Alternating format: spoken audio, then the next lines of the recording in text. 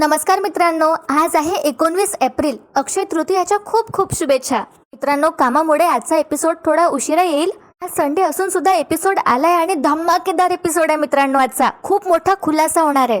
मालिकेत लवकरच आपल्याला सखीच्या बाबांची म्हणजे राघव कामतची एंट्री पाहायला मिळणार आहे.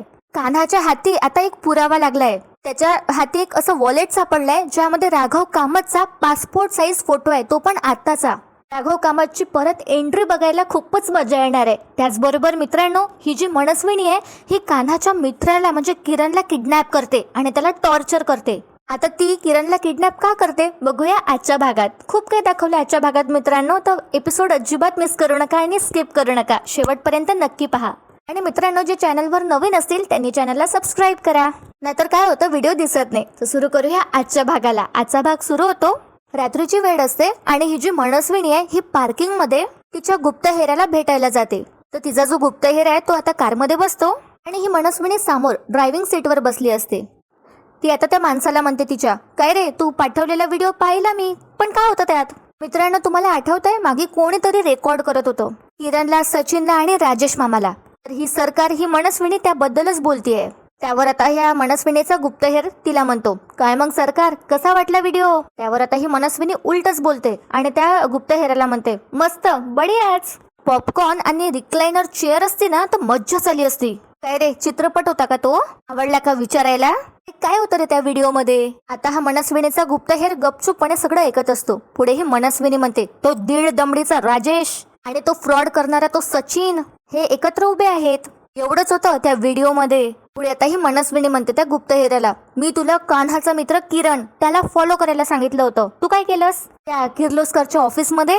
त्यावर आता हा गुप्तहेर सांगू लागतो, अरे सरकार, मी टाइमपास करतच नव्हतो, मी त्या किरणला फॉलो केलं. कान्हा महाडिकचा जो मित्र आहे ना किरण, तो किर्लोस्कर कन्स्ट्रक्शन मध्ये काम करतो. आता हे मात्र ऐकून मनस्विनीच्या पायाखालची जमीनच सरकते आणि ती म्हणते, किरण किर्लोस्करांकडे काम करतो आणि तो राजेश आणि सचिन हे सुद्धा तिथेच काम करतात.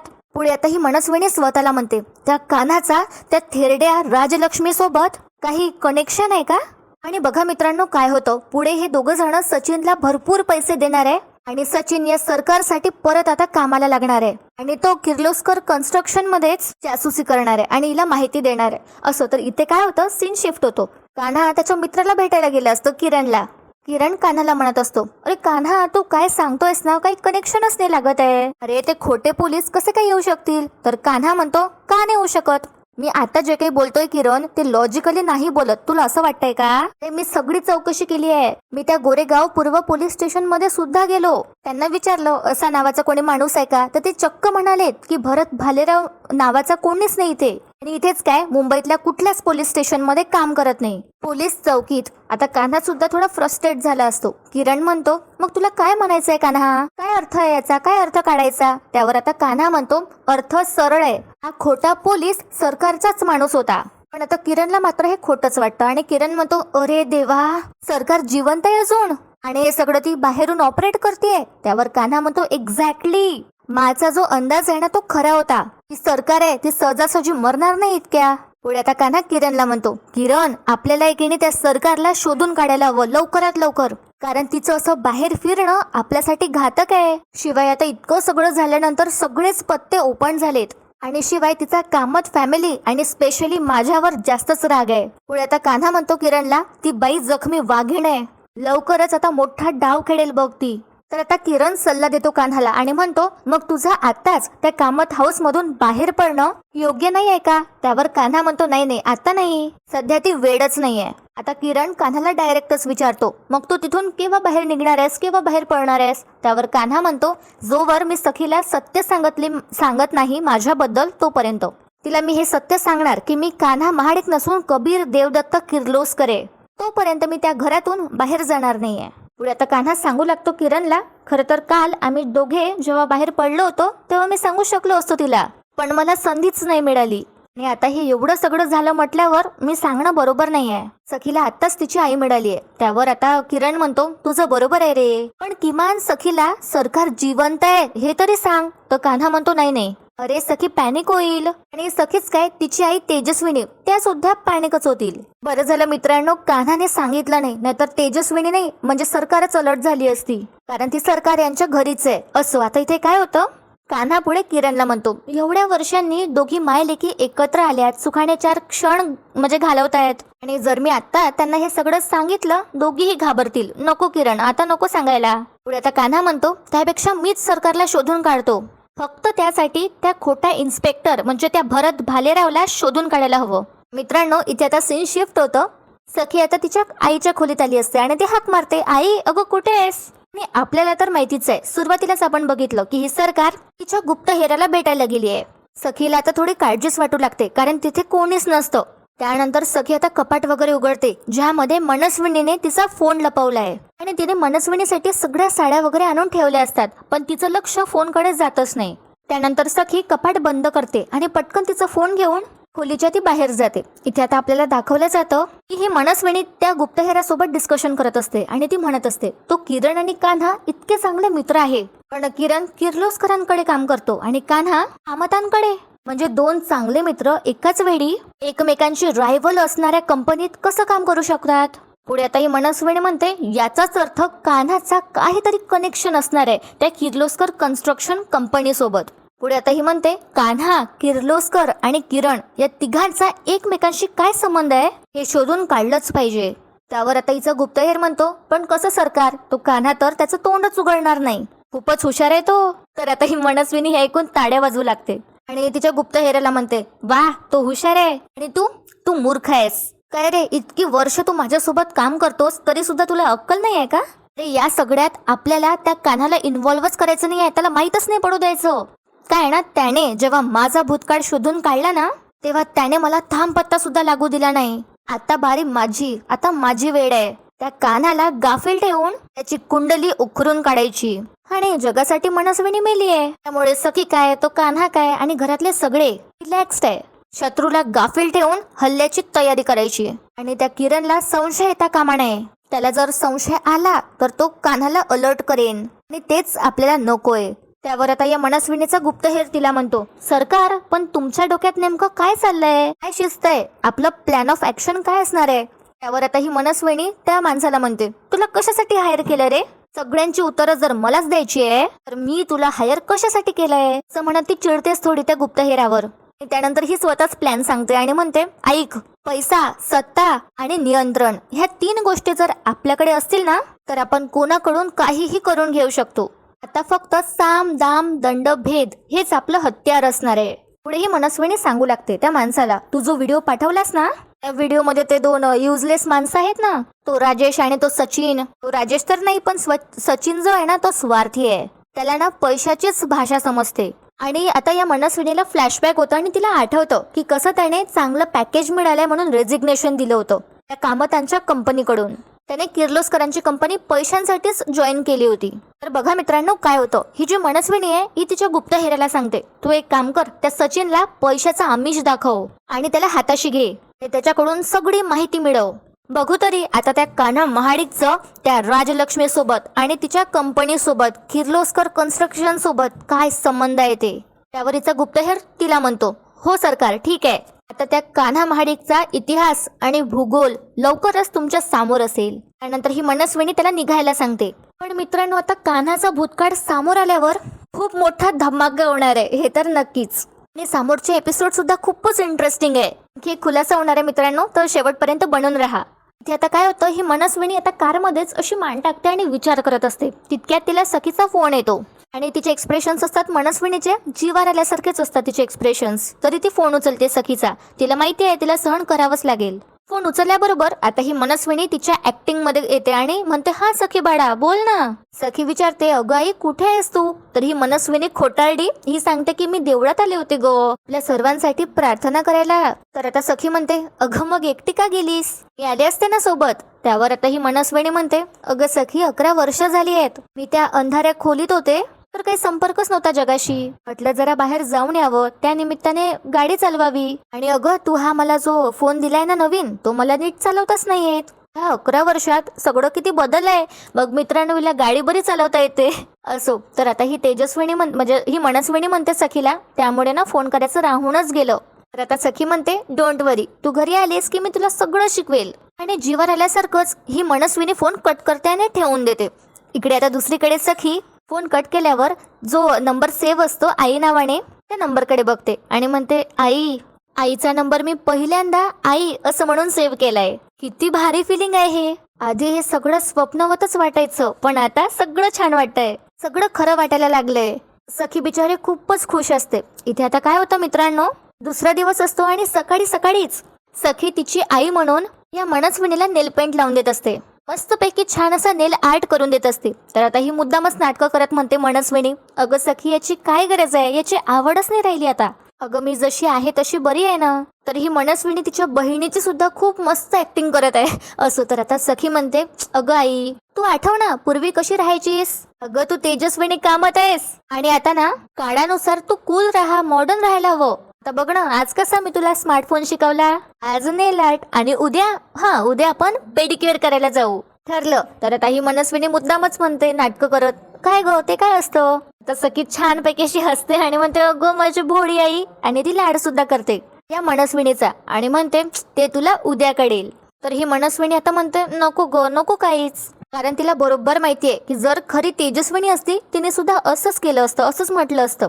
तर त्यावर आता सखी म्हणते, अगं आई, मला तुला ते सगळं सुख, हे सगळे आनंदाचे क्षण द्यायचे आहेत, जे तू कितीतरी वर्षात उपभोगले नाही आहेत.